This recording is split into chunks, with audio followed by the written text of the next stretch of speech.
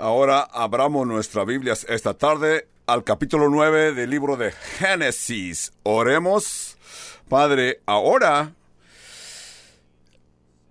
nos ponemos en tu presencia, abrimos nuestro corazón, nuestras mentes, para entender qué es tu voluntad para nosotros a través de tu palabra. Nos hemos reunido, Padre, en esta sala, esperando que tu Espíritu Santo nos enseñe, nos revele y examine nuestros corazones hasta lo más hondo de nuestro corazón.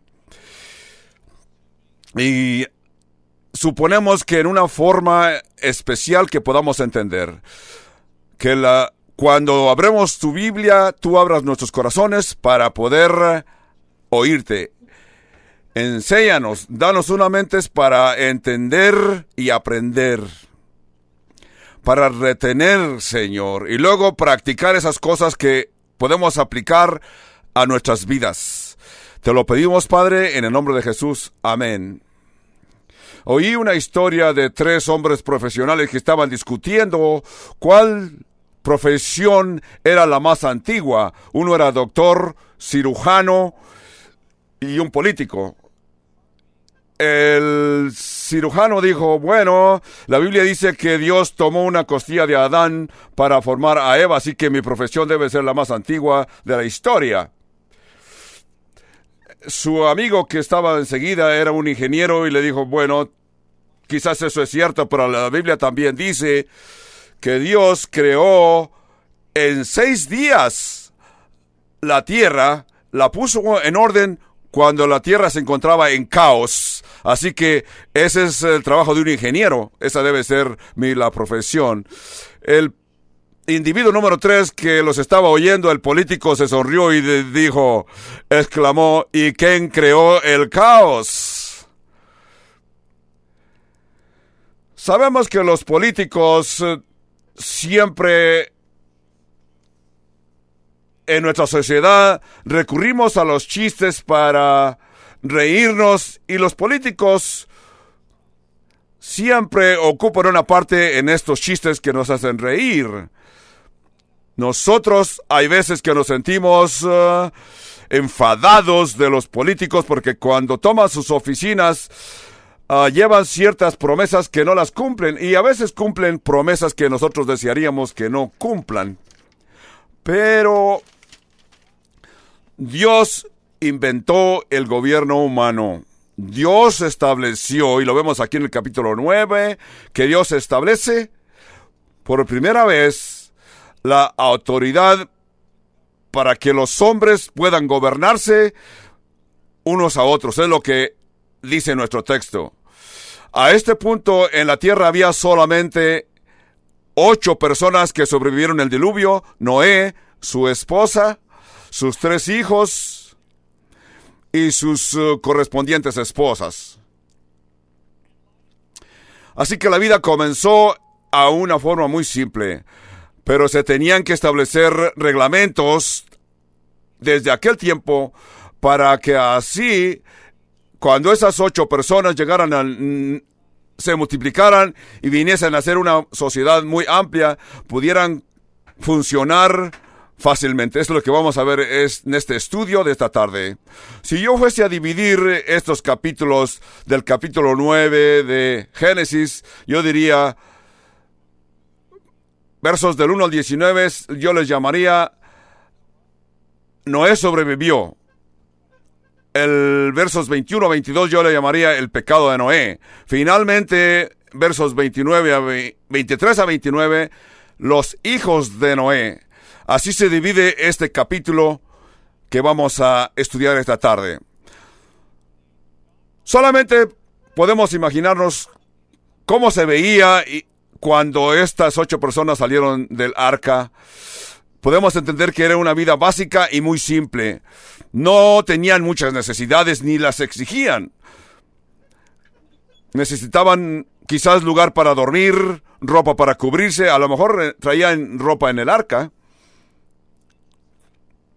Es muy interesante que para el año 1950 se condujo una encuesta para entender qué es lo que se creía que la gente necesitaba o tenían que tener para que vivieran una vida confortable y sentirse contentos.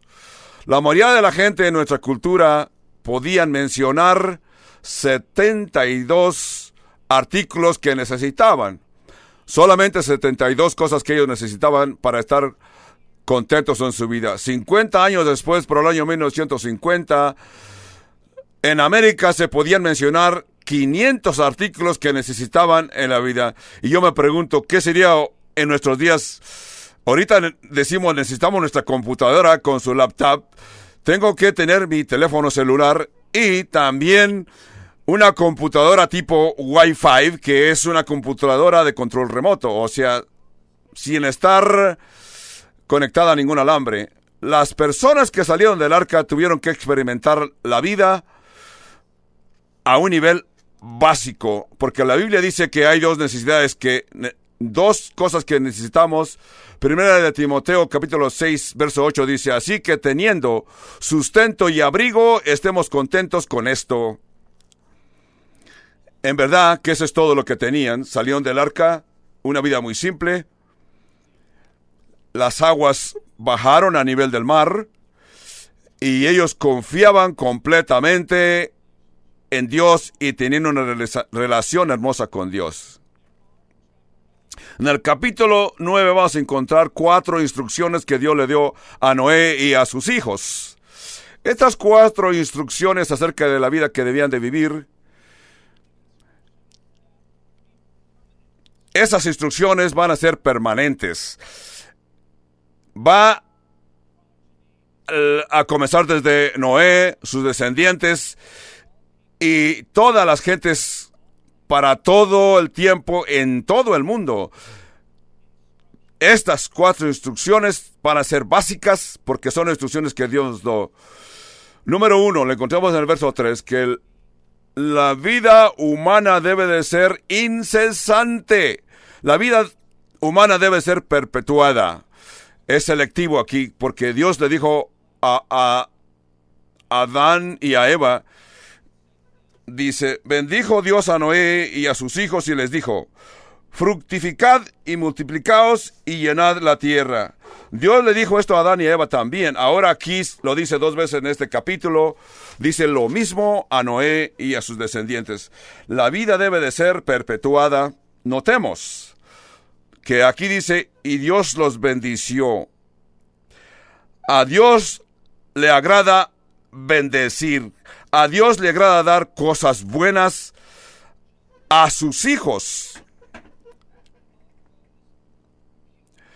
Una de esas hermosas bendiciones de Dios son los hijos. Los hijos, de acuerdo con Dios, no son maldición, sino bendición. El Salmo 127, verso 3 dice, he aquí, herencia de Jehová son los hijos, cosa de estima el fruto del vientre. Dios ordenó, fructificad y multiplicaos y llenad la tierra. Yo creo que lo logramos. Hemos hecho muy buen trabajo acerca de esto. Hoy se cree que hay 6.7 billones de habitantes en la tierra.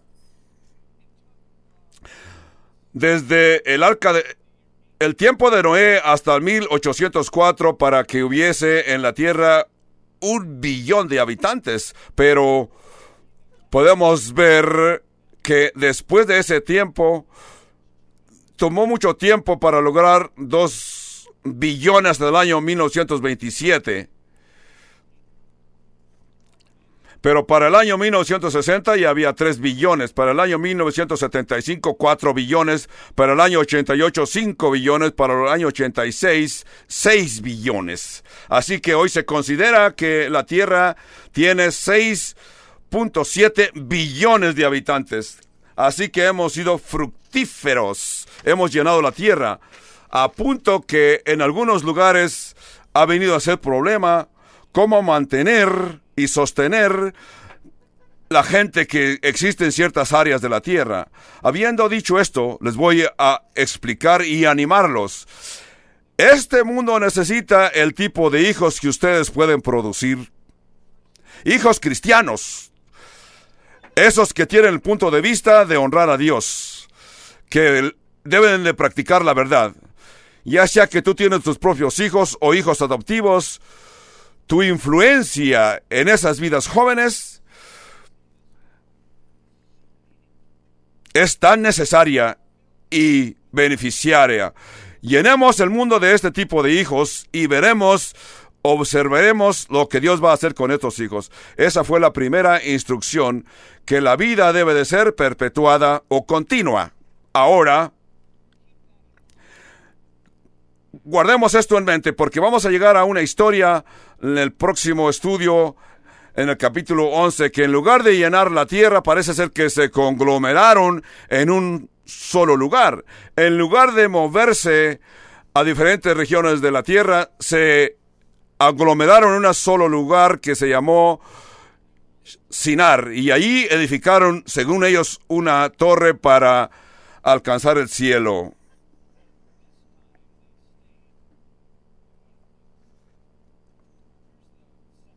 Aquí encontramos ahora la segunda instrucción, que la vida debe de ser prolongada, no solamente perpetuada, sino prolongada. Verso 2 del capítulo 9.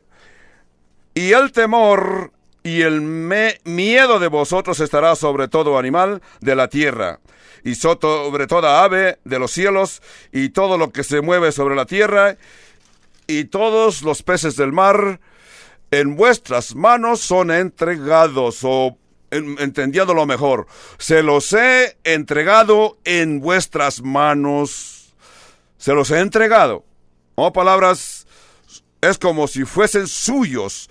Ustedes son los responsables. Y continúa diciendo, todo lo que se mueve y vive os será para mantenimiento, así como las legumbres y plantas verdes. Os los he dado todo, pero carne con su vida, que es la sangre, no comeréis. Notemos el verso 2, 4 instrucciones, o 4 categorías de tipo de vida en 4 diferentes lugares. Las hemos visto ya.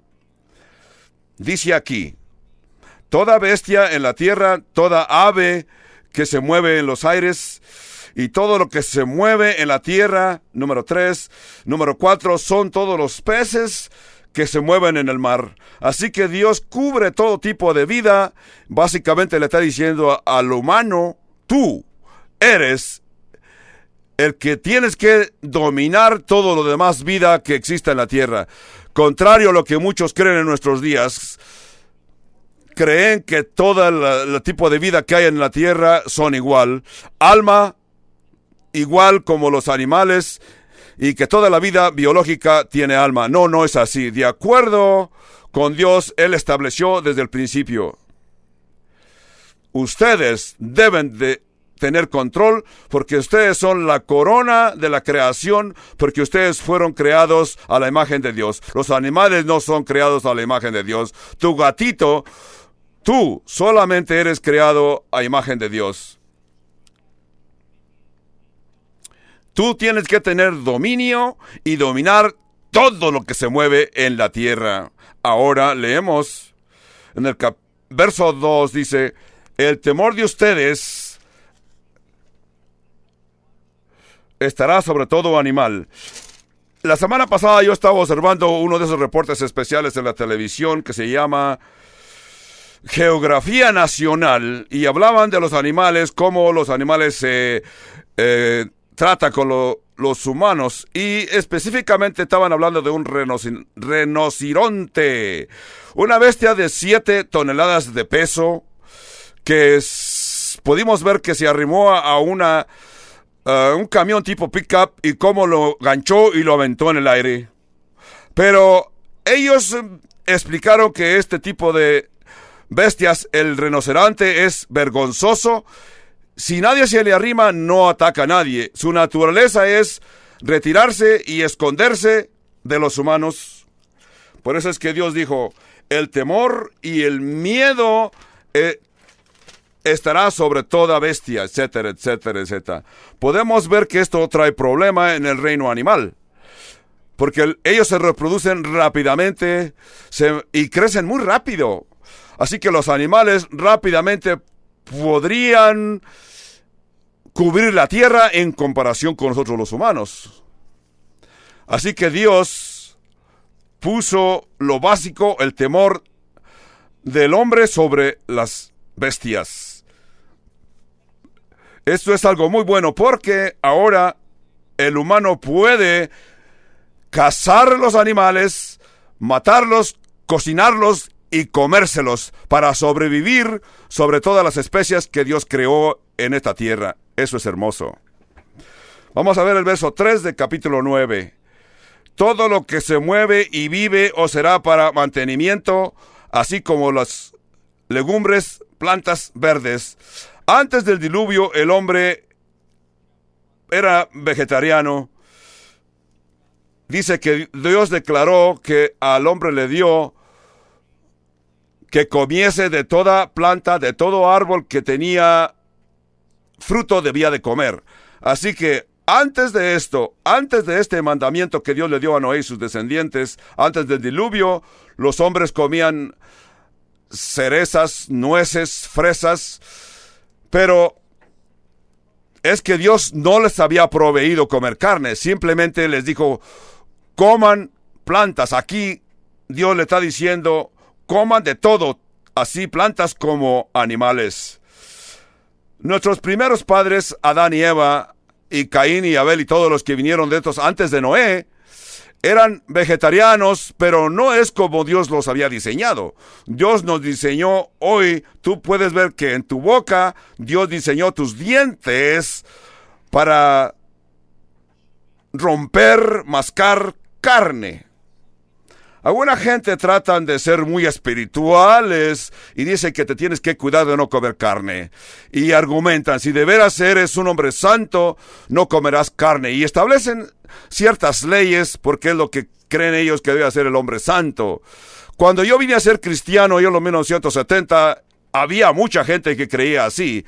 Yo recuerdo estar en California en una tarde muy hermosa, en la playa, disfrutando de un día muy hermoso por la mañana. Yo recuerdo que vi a un individuo que caminaba hacia mí, vestido con una túnica blanca, y traía una Biblia en la mano, vestido con una túnica blanca y con barba larga, y cuando yo lo veía, estaba entre mí y el sol, parecía una aparición. Me sorprendí, hasta pensé, este es Señor Jesús.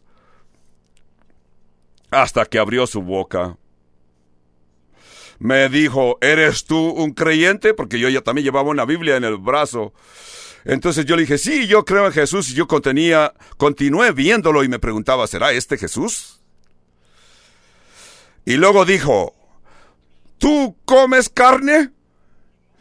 Quizás vio el papel de la hamburguesa de McDonald's que yo llevaba todavía conmigo. Entonces yo le dije, bueno, acabo de comerme una hamburguesa. Él continuó dándome un sermón acerca de que no debía de comer carne, y si comía carne, ¿cómo ofendía yo a Dios? ¿O qué tanto ofendía a Dios? Quizás él nunca había leído este texto que está aquí, que dice, Dios le ordenó al hombre que para sobrevivir debía de comer proteínas del reino animal. Así que ahora Caín era un agricultor y Abel era ganadero. Ahora Noé y sus descendientes van a ser cazadores. Y se les permite cazar animales. El verso 4 dice, pero carne con su vida, que es su sangre, no comeréis. Entonces Dios les dice, pueden comer lo que ustedes quieran, pero aquí les voy a dar una restricción, que está en el verso 4 del capítulo 9. Parece ser que Dios les dio una restricción a Adán y a Eva. Les dijo, pueden comer de todo árbol, menos el árbol de la ciencia y la sabiduría, que se encuentra en el centro del jardín, porque el día que de él comeréis, de cierto moriréis. Esa fue la excepción que Dios ordenó a Adán y a Eva. Pero Dios le permite a Noé y todos sus descendientes comer todo lo que quieran, menos no coman la carne con sangre. ¿Por qué? De acuerdo a esto y de acuerdo a otras escrituras que vamos a mencionar en adelante, comer carne con sangre es como si comieses al animal vivo, porque la vida está, o sea, la fuente de la vida del animal está en su sangre. Cuando lleguemos al libro de Levíticos, ahí esto se explica más ampliamente, porque dice: la vida del animal está en su sangre, y usarás sangre para hacer expiación para vuestras almas.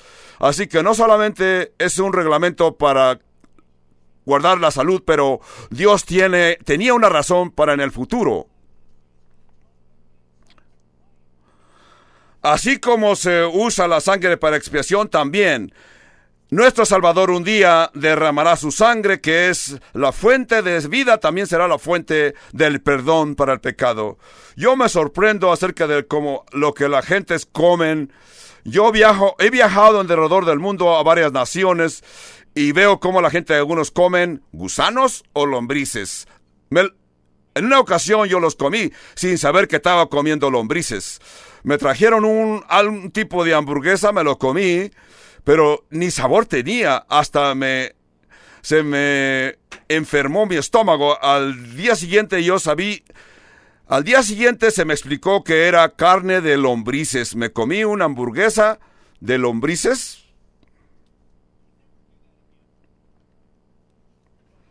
Nunca más podré hacerlo sabiendo que era carne de lombrices. Hay gente que come arañas. En una ocasión yo estaba en China y allá sirvieron carne de gorrión, carne de pato, carne de tiburón, carne de tortuga. Yo recuerdo que estaba en una mesa en una ocasión y en la mesa se podía ver una gran concha de tortuga. Y la persona que nos estaba sirviendo la tomó y explicó al mismo que nos servía el pedazo de carne. Y cada vez que él venía a la mesa yo le preguntaba: ¿qué es esto? Y él me decía: esto es gorrión o carne de ave. O decía: esto es carne de tortuga. Y estaba Chuck Smith conmigo y Chuck Smith me explica y dice: no sigas preguntando qué es, simplemente cómetela. Come lo que te ponen al frente, porque así dice la escritura, y no preguntes qué es. En Escocia y en Inglaterra tienen un plato tan delicado que le llaman puré de sangre. Separan la sangre del animal y la hierven con ciertas especias hasta que se hace un tipo de gelatina. Y con ese tipo de gelatina hacen un tipo de longaniza y le llaman puré de sangre. Yo nunca lo pude comer. Con todo el que he comido muchas comidas, eso no lo pude comer. Aún viéndolo, y se veía delicioso, aquí dice la escritura: no debes de comer sangre. Cuando vamos al Nuevo Testamento, y Jesús nos explica en el capítulo 7 de Marcos, dice: lo que entra en el hombre no lo contamina, sino lo que sale del corazón del hombre es lo que lo contamina. O es lo que contamina al hombre. Interesantemente, vamos al libro de los Hechos, en el capítulo 10, cuando Pedro está en Jope y tuvo la visión del cielo. En esa visión él vio que bajaban del cielo todo este tipo de animales impuros. Venían en un gran lienzo blanco y que descendían del cielo. Y Dios habló y dijo: Pedro, levántate, mata y come. Pedro, siendo una persona muy sumisiva, como siempre lo mostró ser, contestó, dijo: no, Señor, porque nunca cosa común o inmunda he comido jamás. Cuando llegamos al capítulo 15 de los Hechos, la única estipulación que trajeron de la ley de Moisés que se le pasó a la iglesia fue esto: que no coman sangre. La carne que se le escribió a los gentiles en Hechos 15:29 dice: que os abstengáis de la sacrificado a ídolos, de sangre, de ahogado y de fornicación, y las cuales cosas que si os dareis, bien hacéis, pasadla bien. Así que no quieren ofender a sus hermanos judíos, pasadla bien. Así que de toda la ley de Moisés que fue ordenada a la iglesia no fue que guardaran el sábado, sino que no coman sangre, porque la vida está en la sangre, así que no coman. Verso 6 del capítulo 9 de Génesis. Porque ciertamente demandaré la sangre de vuestras vidas. Aquí viene la tercera instrucción. La vida debe de ser protegida, no solamente perpetuada y prolongada, o no comer carne de animal, sino que la vida debe de ser protegida. Dice, porque ciertamente demandaré la sangre de vuestras manos, de mano de todo animal, la demandaré, y de mano del hombre, de mano del varón, su hermano, demandaré la vida del hombre. El que derramare sangre de hombre por el hombre, su sangre será derramada, porque a imagen de Dios es hecho el hombre. Hasta este punto, parece ser que el hombre no tenía un buen récord de proteger a sus hermanos. Si regresamos y vemos historia que ya hemos mencionado, Caín mató a su hermano Abel. Lamec mató a un joven porque lo hirió. El capítulo 6 nos dice que la violencia cubrió toda la tierra. Hasta este punto, el hombre no tiene muy buen récord de mantener una relación amorosa con sus semejantes, porque llegaron a ser tan violentos que Dios tuvo que exterminar toda la tierra, porque dice aquí, el que derrame sangre de hombre, por el hombre su sangre será derramada. ¿Qué es lo que Dios está diciendo? Así como Dios puso el temor en los animales, ahora Dios está poniendo el temor de Dios en los hombres. Si tú asesinas, serás asesinado. De acuerdo a dos grandes eruditos, Kalesh y Ditch, este mandamiento, de modo que aquí se explica en el libro de los Hebreos, aquí esto se toma la base para el gobierno humano. De acuerdo al gobierno humano, de acuerdo a muchos eruditos, la autoridad de la pena máxima viene de este libro. John Montgomery Ward explica, un gran comentarista dice, esta es la prueba para la humanidad. Una muestra es ejecutar la vida capital o la pena máxima, pena de muerte. Dios estableció el gobierno humano. Dios le dio la autoridad desde el cielo a los humanos para que cuiden la cultura y la sociedad. Nos dio el poder y la autoridad. Los gobiernos tienen autoridad. Todos lo sabemos. Las leyes han sido establecidas con poder. Quizás tú exclamas y dices, a mí no me gusta porque yo no estoy de acuerdo con la ley. Yo te diría, esta noche cuando vayas a tu casa, quebranta la ley. No vayas al límite de velocidad establecido por la ley. Para algunos de ustedes no es problema. Lo hacen como quiera. Pero quizás recibas una multa y continúas diciendo, yo no creo en el gobierno humano, no pagaré esta multa. No lo pagues, pero hoy no tendrás problema. Pero espérate por un poco tiempo, la ley te va a alcanzar, te van a buscar. O no pagues tus impuestos de rentas internas, income tax. Tú creas, no creo en pagar impuestos porque utilizan parte de este dinero para fabricar armas nucleares, así que no pagues y espérate por un poco. No tendrás problema por lo pronto, pero espérate por un poco de tiempo. El IRS, que son sus siglas en inglés, como dice aquí, estas personas atienden continuamente a recaudar tus impuestos y tienen autoridad y hasta autoridad para meterte en la cárcel para que seas castigado. Entonces, aquí nos habla de la base de que la humanidad ha pasado la prueba. Estos últimos días hemos visto cómo nuestra sociedad, nuestro país ejecutó a Jan Ellen Mohammed, En el área de D.C., Washington, en Virginia, este tirador asesino tiroteó a 10 personas, lo ejecutaron con inyección letal, porque él quitó la vida a 10 personas inocentes. Y nuestra sociedad pasó la prueba. Él debía de ser ejecutado.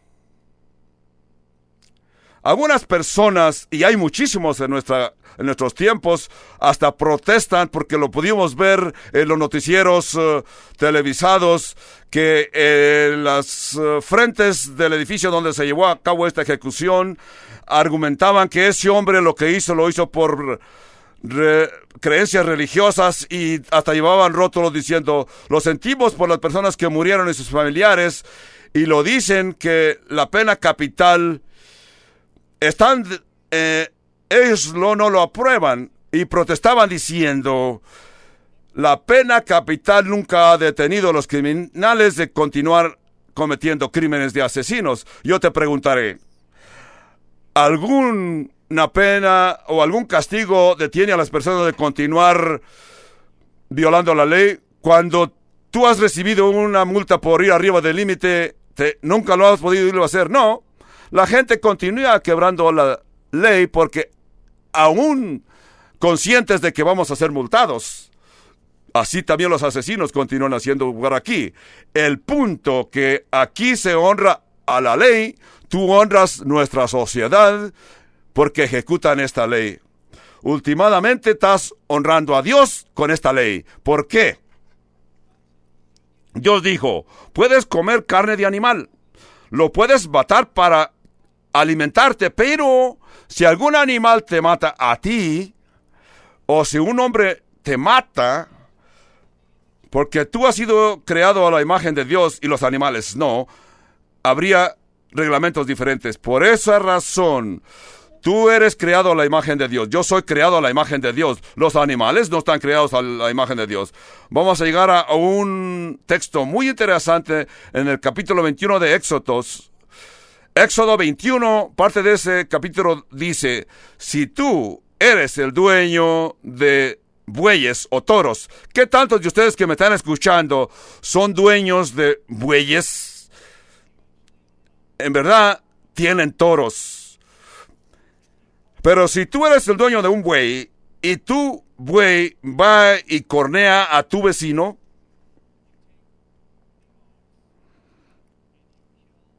tú debes de tomar aquel buey y tienes que ir a pagarle a la persona que fue corneado. Pero tú, como dueño de ese buey,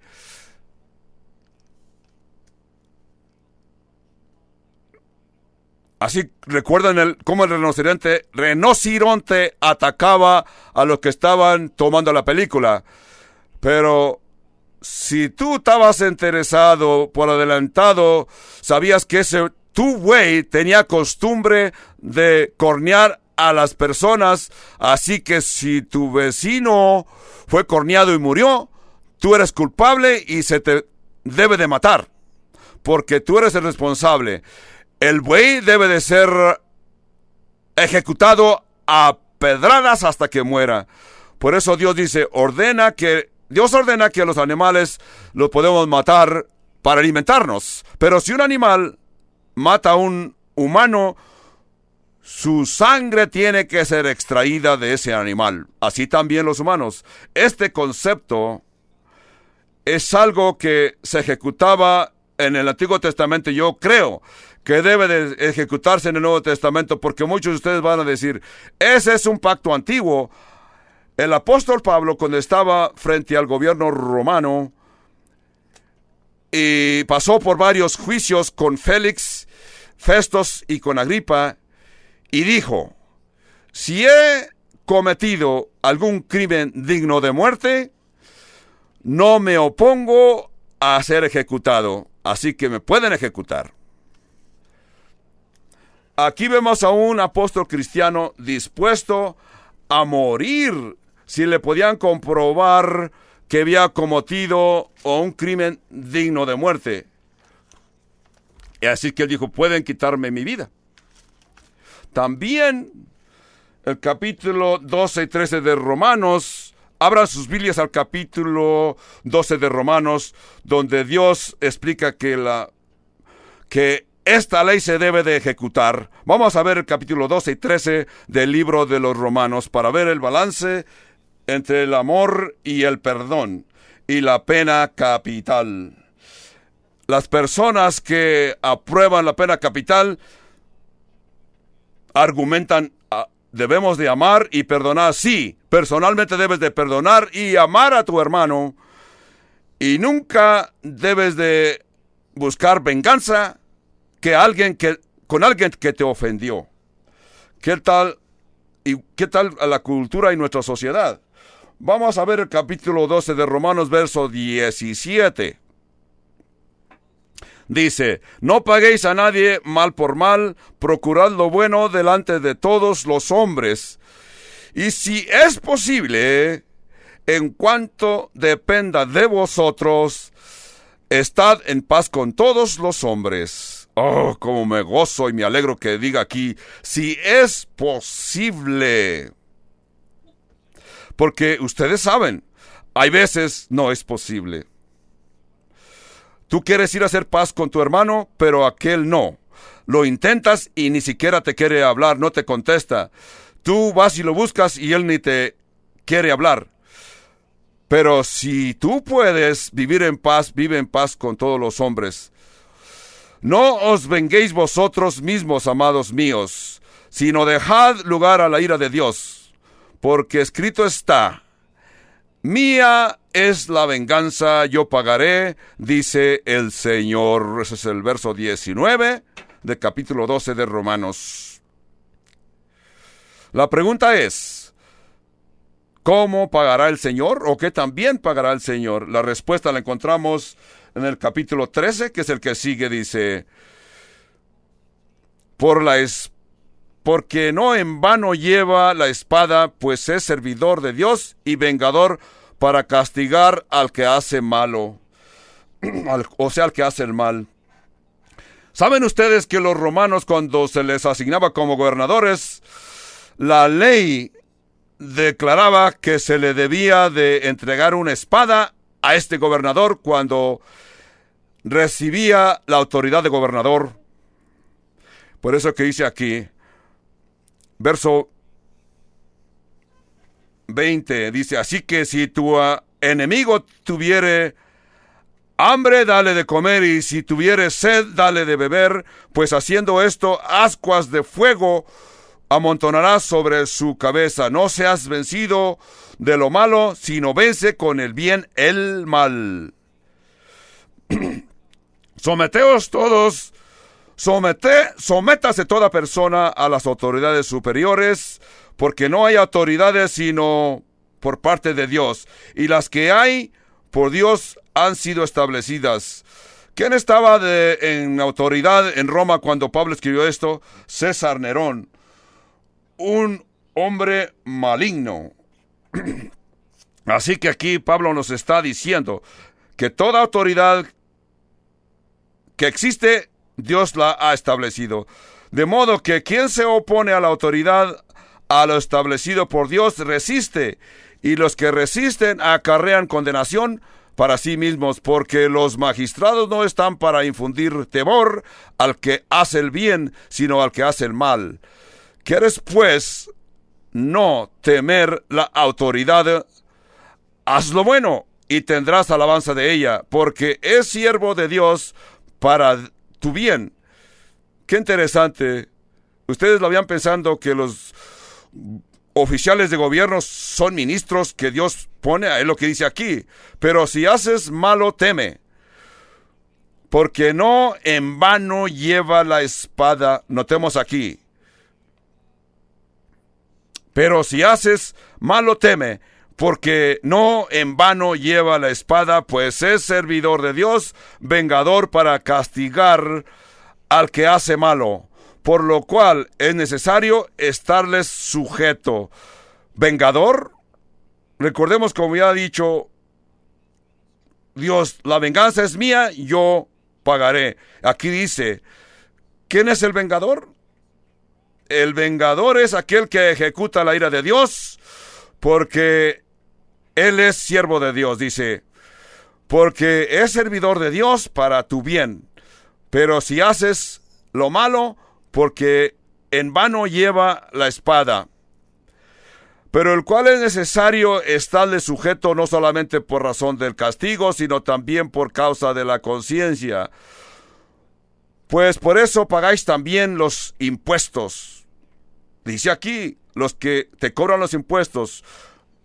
A punto que yo a veces creo que estas personas, agentes de rentas impuestos, o sea, agentes del IRS, por sus siglas en inglés, son ministros de Dios, pero eso es lo que dice aquí. Eso es lo que dice el Nuevo Testamento.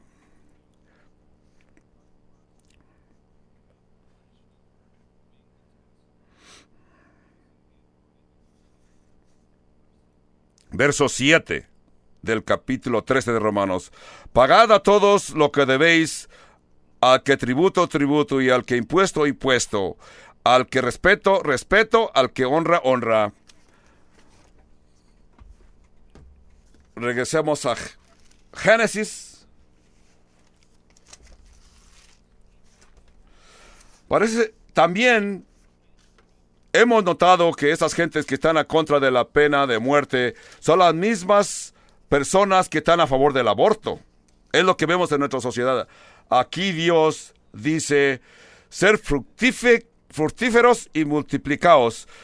Así que el aborto es lo principal que va a contra de este mandamiento de llenar la tierra.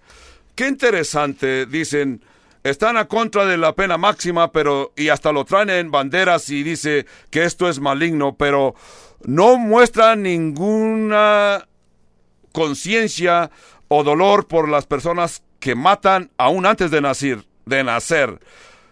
Yo les voy a explicar. En los últimos 200 años de nuestro país, cuando comenzaron las guerras civiles, quizás como 1 millón de personas han sido muertas. Los honramos nosotros, porque han muerto en tiempos de guerra. Los honramos porque se lo merecen este honor.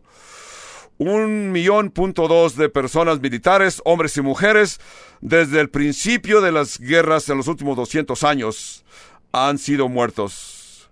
Cada año en nuestro país americano, 1,6 millones de niños son abortados. Cada año, no estoy hablando de 200 años, sino cada año. 1,6 millones de niños son abortados. Pero Dios exclamó y dijo, fructificad y multiplicaos, procread abundantemente en la tierra. La instrucción que se le dio a Moisés, aquí en este caso, la instrucción fue para Noé. La instrucción dice que la vida debe ser compartida. Dios dice, estableceré mi pacto entre tú y yo.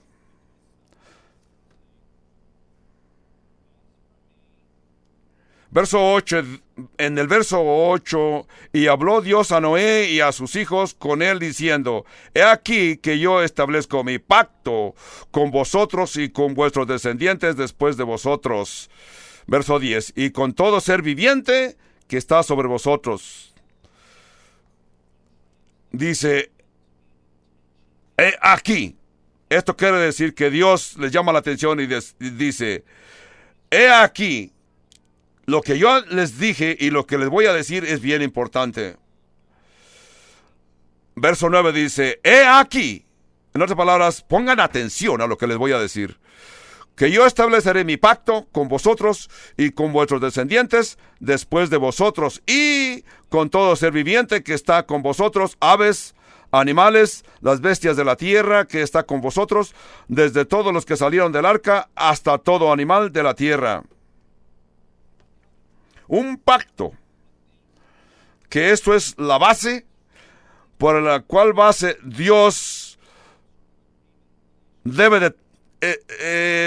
vemos que tiene un pacto con el hombre pecador, con el hombre pecaminoso, y esto todo es importante. Un poco más tarde Dios establece otro pacto con Abraham y le dirá: la tierra de Canaán te la he dado a ti y a tus descendientes para siempre, es tuya. Ese es mi pacto con ustedes. Más tarde Dios hará otro pacto con la gente de Moisés y con el pueblo de Israel. El pacto de la ley dice: si ustedes cubren la ley, yo los bendeciré de esta manera. Todos estos son acuerdos, pactos. Un pacto es la base de una relación. El problema: ¿cómo es posible que un Dios santo y un hombre pecador puedan tener un pacto? Un Dios infinito con un hombre pecador. ¿Por qué es que Dios lo hace? Solamente con pacto, con acuerdos, con estipulaciones. Es como Dios nos hace las promesas. Muy bien. En la Biblia encontramos dos tipos de pactos. Hay dos tipos de pactos: pacto condicional y pacto incondicional. ¿Verdad? ¿Lo recuerdan ustedes? Un pacto lateral es cuando Dios hace una promesa, perdona, declara y dice: yo voy a hacer esto, así nomás, así va a ser, así va a suceder, yo lo haré y nada más. Eso es un pacto incondicional. Un pacto condicional es cuando cada quien hace lo que le corresponde. Ustedes guardan lo que yo les pido y yo haré lo que les he prometido. En el jardín del Edén es lo que los teólogos le llaman pacto edénico o condicional. El hombre ocupaba el jardín del Edén. ¿Qué tipo de pacto era? ¿Condicional o incondicional? Era un pacto condicional. ¿Por qué era condicional? Dios les ordenó: diviértanse, vivan gozosos, coman de lo que ustedes quieran, menos de ese árbol que yo les he ordenado que no coman. Esa es la única condición. Muy fácil de vivir ahí. Una condición muy básica. Ellos quebraron la condición que Dios les ordenó. En el capítulo 12 de Génesis, Dios va a hacer un pacto con Abraham. 5 veces Dios le dirá: yo haré, yo haré, yo haré, yo haré, yo haré esto. Dios te bendeciré, te multiplicaré, te daré esta tierra. ¿Qué tipo de pacto era? Un pacto sin condición, incondicional. No le dijo: si tú eres perfecto y tú cumples lo que yo te pido y obedeces, te daré esta tierra. Pero Dios simplemente dijo: hay una sección de esta tierra que yo te daré a ti y a tus descendientes para siempre. Fue un pacto sin condición. Venimos a la ley. Moisés, ¿es condicional o incondicional? Fue un pacto condicional. Ustedes hagan estos sacrificios, hagan estas cosas que yo les ordeno, y yo los bendeciré y les daré esto y demás. Ese pacto falló. ¿Por qué falló? ¿Falló porque Dios falló? No, falló porque el hombre falló. El hombre no pudo guardar lo que Dios le pidió. Entonces, ese pacto, el pacto de la ley de Moisés, el profeta Jeremías, Jehová le comunicó el mejor pacto que debía de venir en Jeremías 31:31. Ahí profetizó el pacto nuevo que dice: he aquí, vienen días, dice Jehová, en los cuales haré un pacto nuevo con la casa de Israel y con la casa de Judá. No será un pacto escrito en piedras, sino escrito en sus corazones. Algo interno, no externo. Algo que el hombre lo va a poder guardar porque lo va a sentir. Porque Dios nos dará la habilidad por Cristo. En Cristo es un pacto incondicional, un pacto nuevo.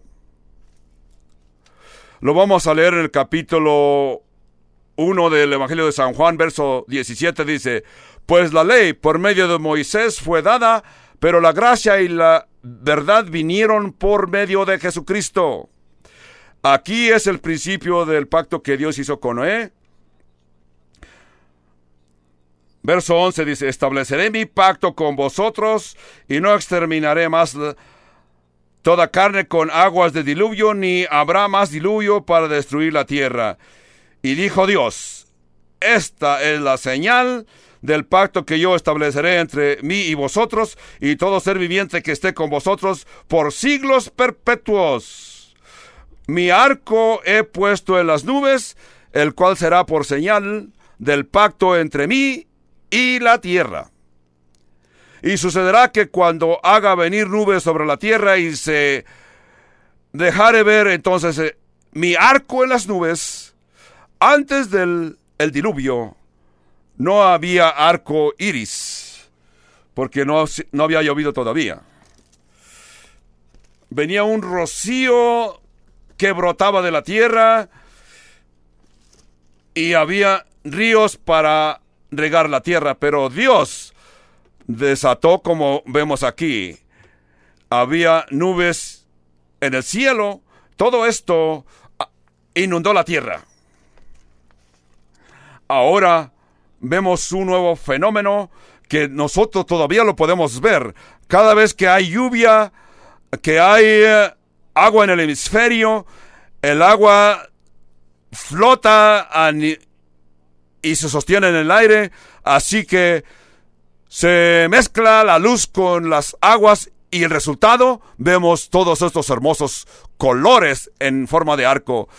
Y esto es hermoso y tan simple, pero casi todos nos detenemos para ver el arco iris. Aunque vayamos manejando, le decimos a la persona que va con nosotros: detente a un lado, vamos a admirar esta hermosura de la creación de Dios. Yo te digo, no entiendes que esto se ha llevado a cabo por años y años y años, pero tú sabes que es bien hermoso y es un fenómeno muy hermoso que te llama la atención y Dios lo puso ahí.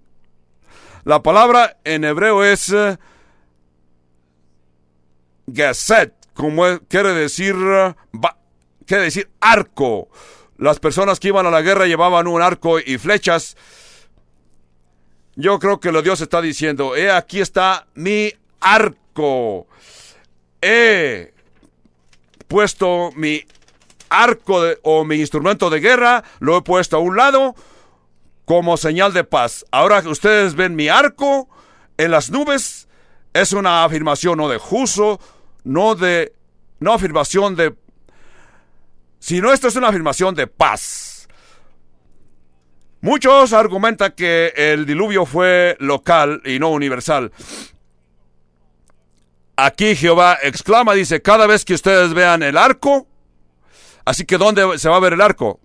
Si no fuera esto verdad, entonces Dios hubiera mentido. Porque todos hemos observado diluvios regionales a través de las generaciones en diferentes partes del mundo. Si sabemos que fue un diluvio universal, y Dios exclamó y dijo: esto nunca más volverá a suceder.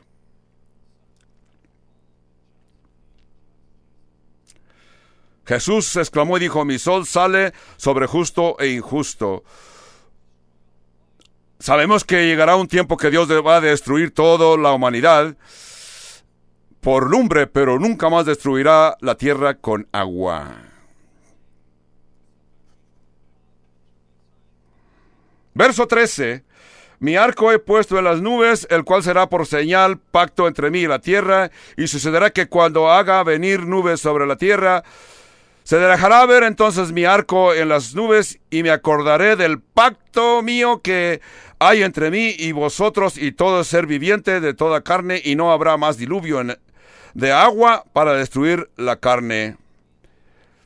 Así que esto nos afirma que el arco va a estar en el firmamento, y recordaré, esto es hermoso. No solamente tú y yo nos admiramos de ver la hermosura del arco iris, sino que Dios también se detiene y lo admira, y Dios exclama: yo lo he creado, qué hermoso. Y recuerdo lo que esto significa. El arco iris estará, y esto me recordará que hice un pacto, y ese es un pacto entre Dios y todo ser viviente que hay en la tierra. Dijo pues Dios a Noé: esta es la señal del pacto que he establecido entre mí, toda carne que está sobre la tierra. Y los hijos de Noé que salieron del arca fueron Sem, Cam y Jafet. Cam es el padre de Canaán. Todos estos tres hijos de Noé tuvieron sus propios hijos, pero Cam se menciona, ¿por qué? Por una razón. Quizás por varias razones. Una razón es que en las escrituras que sigue entenderemos que Dios maldició la descendencia de Cam. ¿Por qué? Por lo que hizo Cam. Puede ser también que Canaán se menciona por la información que ya Noé había visto en el hijo de Cam en Canaán. Así que todas las personas que conocían esa historia van a observar a la descendencia de Cam o de Canaán, a los cananitas.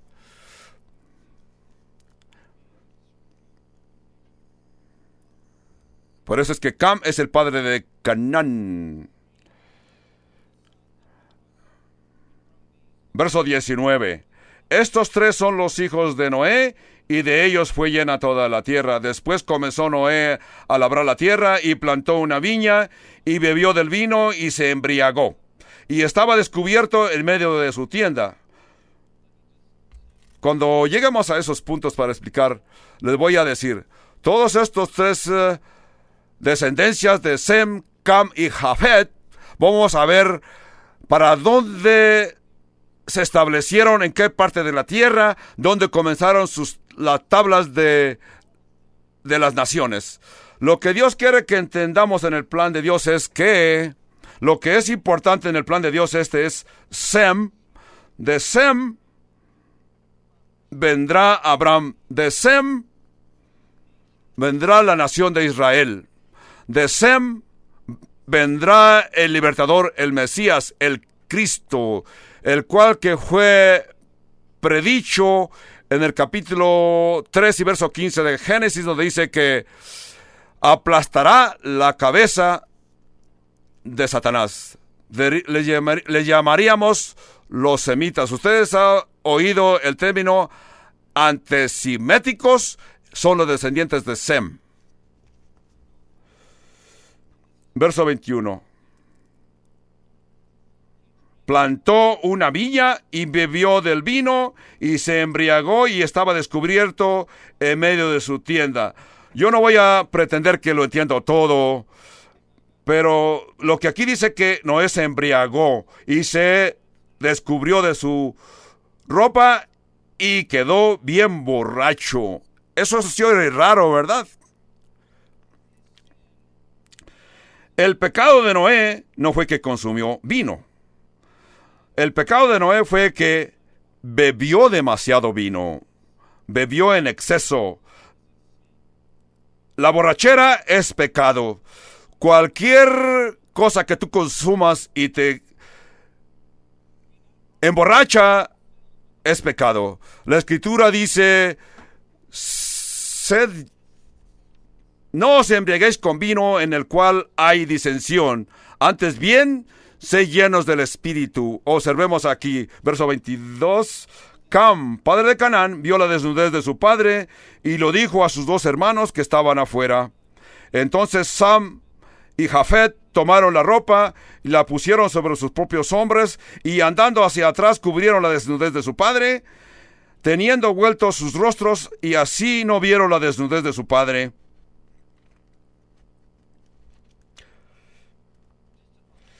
Un pensamiento que se me viene a la mente y les quiero compartir. Ustedes lo encuentran interesante de que Adán y Eva y Noé, los dos, pecaron en el área de con la comida. O sea, consumieron comida. Adán y Eva tomaron el fruto prohibido. Noé bebió este vino hasta punto de embriagarse. Qué interesante que lo que Dios nos dio como bendición vino a ser maldición, porque lo usaron en exceso o fuera de la voluntad de Dios. es muy difícil para nosotros entender. Nosotros en nuestra cultura moderna, naturalmente que nos cubremos y todos tenemos la costumbre de cubrir nuestros cuerpos, pero en nuestros tiempos nuestra cultura dice que algunas personas no se cubren completamente. La vergüenza de los hijos de ver a su padre desnudo en esa cultura, la desnudez se veía y esto indicaba que era señal de vulnerabilidad. Verlo por accidente en aquellos días y en estos días, eso es accidente. Pero después que lo ves, vas y lo compartes como chisme y dices, vi a esta persona desnuda. ¡Ey! ¿Qué crees? Nuestro padre está encuerado y la forma que está escrito parece ser que este individuo se mofaba o se mofó cuando compartió con sus hermanos. Algunos eruditos creen que Cam tenía la intención de tomar el liderazgo y buscaba faltas en su padre para asumir la autoridad cuando él extendió este chisme. Sus dos hermanos hicieron lo correcto. Cuando oyeron lo que su hermano les dio, caminaron para atrás como para no ver la desnudez de su padre como símbolo de respeto. Dice aquí en el verso 24, y despertó Noé de su embriaguez y supo lo que había hecho su hijo más joven. Y dijo, maldito sea Canaán. ¿Por qué no dijo maldito sea Cam? Canaán no fue el que causó el problema, sino que dijo, maldito sea Canaán, siervo de siervo será de sus hermanos. ¿Por qué se menciona Cam? Quizás porque Abel ya lo conocía a su nieto y tenía la sensación de que Cam ya hacía actos de desobediencia. Número 2, quizás puede ser y es posible que Noé, cuando se enteró de la reputación de su nieto Canaán, hizo la predicción basado conociendo el carácter de este joven llamado Canaán. Es como si tú ves a ciertos niños, hijos de tus amigos o de gente que tú conoces, y ves que entre todos los hijos hay un cierto hijo que tiene cierta característica y tú piensas, este niño va a traer problemas. Hasta lo dices. Notas cómo reacciona cuando se le ordena, la actitud que tiene. Así que tú piensas, este niño va a traer problemas. Puede ser. O simplemente puede decir, tú, Hem, mi hijo, que has hecho esto, tu hijo también te va a traer vergüenza a ti y a tu descendencia. Recordamos la ley ex taliones, ojo por ojo, diente por diente. Aún desde aquel entonces podemos ver la ley de ex taliones. Es verdad que Canaán vino a ser el padre de los cananitas, amorritas, getitas, jebusitos, etcétera, etcétera. Es el mismo lugar que Dios le dijo a Abraham que habitarían sus descendientes para siempre. Esta tierra será tuya y de tus descendientes y los hijos de sus hijos, de sus hijos. Esa es la tierra de Canaán. ¿Cómo se cumplió esta promesa? Hay varias historias, vamos a ver una. En el capítulo 1 de Josué, cuando los cananitas vinieron, hay un grupo que se les llamaba los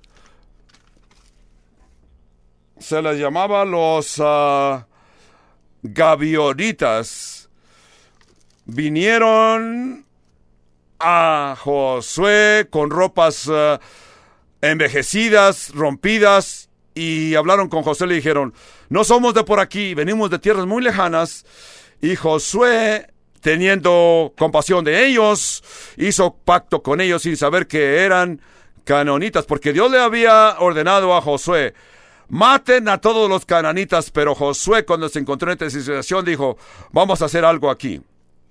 Josué hizo pacto con ellos, después se dio cuenta que le habían mentido dijo, bueno, ya hice pacto con ustedes, ya no los puedo matar porque ya hice pacto con ustedes, aunque Dios me ordenó que no hiciera pacto con los habitantes de esta tierra. Pero ahora, ustedes están maldecidos y serán los esclavos, van a estar trayéndonos las aguas del río para el tabernáculo continuamente, será una maldición perpetua. Aún al Nuevo Testamento, los descendientes de Canaán vinieron a ser los samaritanos. Y dice aquí, aquí dijo, bendito por Jehová mi Dios sea Sem, sea Canaán su siervo, engrandezca a Dios a Jafet y habite en las tiendas de Sem, y sea Canaán siervo, su siervo. Y vivió Noé después del diluvio 350 años, y fueron todos los días de Noé 950 años, y murió. Esto se oye interesante porque en el futuro vamos a ver que el capítulo 10 se le puede dar el título Mis tres hijos. En el capítulo 10 vamos a ver cómo todos los descendientes de estos tres hijos de Noé se cubrió toda la tierra. Por eso se le puede llamar mis tres hijos. Oremos. Padre Celestial, te damos gracias, Padre Santo, por esta gente hambrienta de tu palabra que vienen para oír y estudiar la Biblia, comentar y entenderla. Esto nos trae mucho beneficio porque sabemos que la fe es por el oír y el oír por la palabra de Dios. Nosotros esta semana creeremos esta semana por todas las promesas que tú nos has hecho. Y como vemos que muchas de esas promesas ya se cumplieron, sabemos que otras no se han cumplido. Padre, yo te pido por estos tus hijos, dales valor, entendimiento, en el nombre de Jesús. Amén, amén, amén.